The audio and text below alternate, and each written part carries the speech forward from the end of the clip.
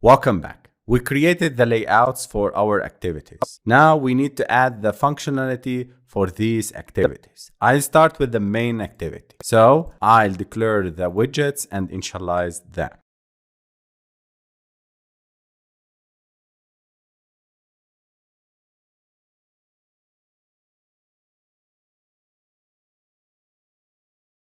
Let me initialize these widgets. And this refers for this text view. I need the ID for this edit text and for the button. On the button, and this is the ID, the generate button.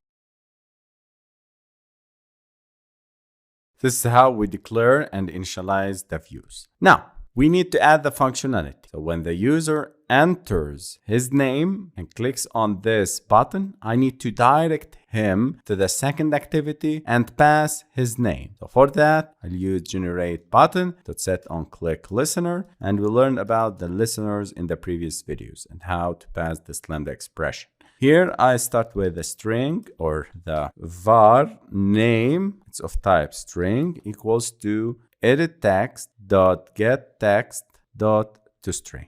I need to pass this name, and to pass this name to another activity, I'll use the intents. I'll use explicit intents. Var I equals to intent. I'll pass this as the first parameter, and I'll import intent class, alt plus enter, import the class, and the second parameter is second activity class. Here I specify the type of the second parameter as a class to Java.